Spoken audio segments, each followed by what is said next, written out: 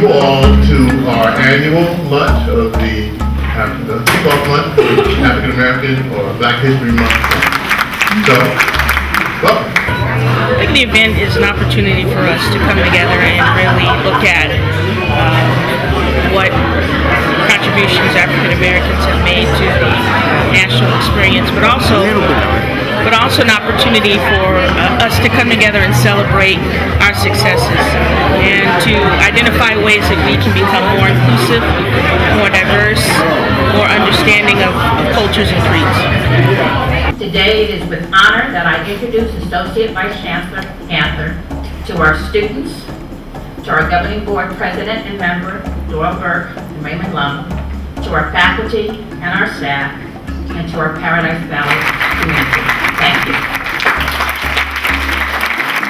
And I hope that something I say either resonates with you,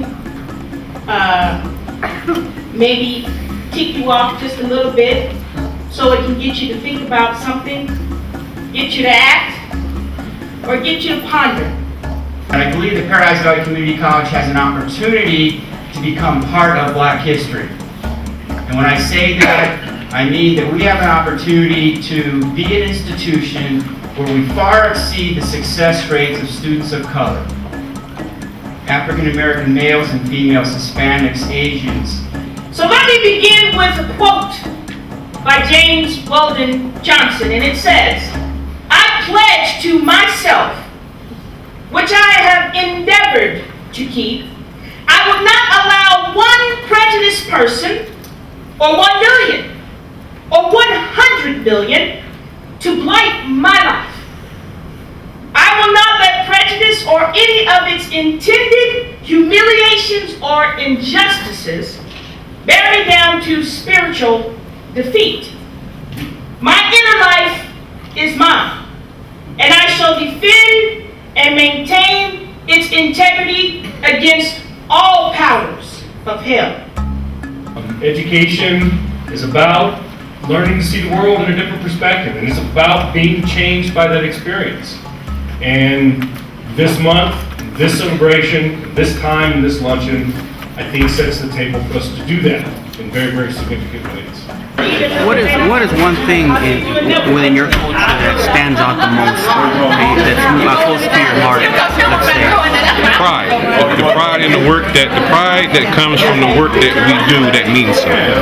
It's an experience that you can't begin to describe. So it's the pride that comes with knowing we had some sort of impact in other people's life. You know, people that wouldn't ordinarily know you, who you are, or what you're doing, or what you're about, or might be shy, but to have some sort of connection, whether it's a student that's in this presentation now that wouldn't necessarily otherwise speak to me or acknowledge me, will now see me out and might feel comfortable engaging in a conversation. The pride from knowing that I've created or I've helped create an atmosphere that's conducive to bonding and connecting. So I think for us, just as a people in general, this is my people, I think we take great pride when we can make those kind of things occur and make it easy for everybody. What inspires me is that my forefathers, people that came before me, that I learned about at a young age.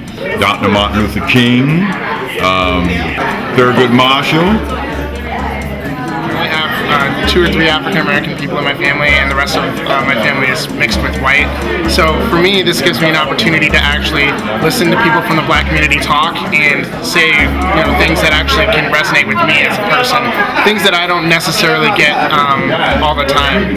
So that's what it means to me.